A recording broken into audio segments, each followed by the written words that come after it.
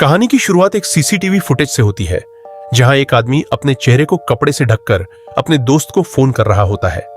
दरअसल ये दोनों पेशेवर चोर होते हैं और एक एटीएम मशीन चुराने आए होते हैं।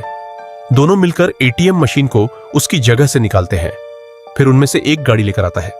वे मशीन को रस्सी से गाड़ी के साथ बांधते हैं और उसे घसीटते हुए वहां से फरार हो जाते हैं। दूसरी तरफ हमें प्रीतम दिखाई देता है, जो अपने दादाजी की खोई हुई कैसेट की रिपोर्ट लिखवाने, लेकिन पुलिस वाला गुस्से में कहता है, यहां रातों रात पूरा एटीएम गायब हो गया है, मैं उसे ढूंढूं या तुम्हारी कैसेट, और उसे वहां से भगा देता है। कुछ देर बाद प्रीतम फिर वापस आता है और पुलिस वाले को बताता है कि उस कैसेट में उसकी दादी की गाई हुई आवाज रिकॉर्ड है, किसी भी तरह उसकी कैसेट ढूंढ दी जाए। लेकिन पुलिस वाला और ज्यादा गुस्सा हो जाता है और उसे सीधे लॉकअप में बंद कर देता है। इसी दौरान डीएसपी भी एटीएम चोरी की वजह से बहुत परेशान होता है।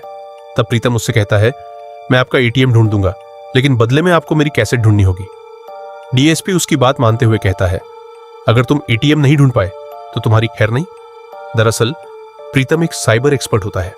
वह सिर्फ 10 मिनट के अंदर चोरों की पहचान और उनकी तस्वीरें निकालकर पुलिस को दे देता है। साथ ही वह यह भी बताता है कि इन लोगों ने अपने दोस्त की शादी के खर्च पूरे करने के लिए यह चोरी की थी। पुलिस तुरंत उस जगह पहुंचती है जहां चोरों ने एटीएम मशीन छिपा रखी होती है। हालांकि वे मशीन के अंदर का सारा पैसा निकाल चुके होते हैं, लेकिन एटीएम मशीन वहीं से बरामद हो जाती है। इसके बाद पुलिस सीधे चोर की शादी में पहुंचती है, जहां सभी लोग खुशी से नाच रहे होते हैं। तभी अचानक पुलिस छापा मारती है और एक एक करके सभी आरोपियों को गिरफ्तार करके थाने ले जाती है। थाने पहुंचने के बाद डीएसपी हैरानी से प्रीतम से पूछता है, तुमने इतनी जल्दी चोरों को कैसे ढूंढ लिया? इस पर प्रीतम बताता है कि उसने इलाके के मोबाइल टावरों का डेटा हैक करके संदिग्ध नंबरों का पता लगाया, जिसकी मदद से वह असली अपराधियों तक पहुंच गया। फिर पुलिस वाला मजाक में पूछता है, इतने बड़े चोर पकड़ लिए, लेकिन अपनी कैसेट क्यों नहीं ढूंढ पाए? इस पर प्रीतम मुस्कुराकर जवाब देता है, शायद उसे हैक नहीं कर पाया। उसी दौरान अचानक डीएसपी को एक फोन कॉल आती है, जिसमें बताया जाता है कि मंत्री के घर चोरी हो गई है। डीएसपी तुरंत मंत्री के घर पहुंचता है। वहां पहुंचते ही वह शक जताता है कि मोबाइल फोन घर के एक बच्चे ने कहीं छिपा दिया है, इसलिए वह उससे पूछताछ करना चाहता है। यह सुनते ही बच्चे के पिता को गुस्सा आ जाता है।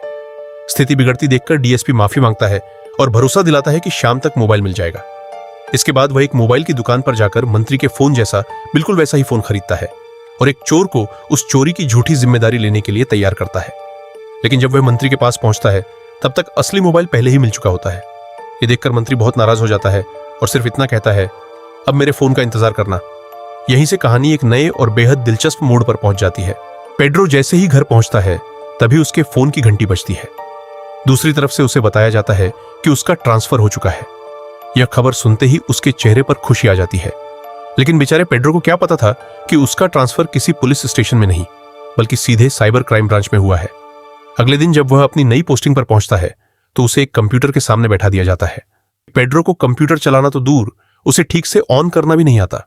वह बड़ी मुश्किल से कंप्यूटर चालू करता है कि तभी एक अफसर उसके पास आता है और बताता है कि पिछली रात उनके सर्वर पर साइबर अटैक हुआ था, जिसमें उनकी सारी जरूरी फाइलें चोरी हो गई हैं।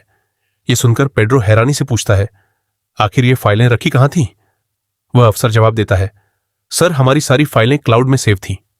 ये सुनते ही कहता है, अरे भाई, बादलों में भी कोई फाइलें रखता है? अगर बारिश हो जाती तो सारी फाइलें भीग नहीं जाती?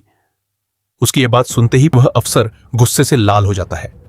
तभी पेड्रो को एहसास होता है कि उसने सबके सामने अपनी ही बेइज्जती करवा ली है और शर्मिंदा होकर वहां से निकल जाता है। वह सीधे अपने सीनियर ऑफिसर के पास जाता है और कहता है, सर प्लीज मेरा यह पनिशमेंट ट्रांसफर खत्म कर दीजिए। यह कंप्यूटर वाली दुनिया मेरे बस की बात नहीं है।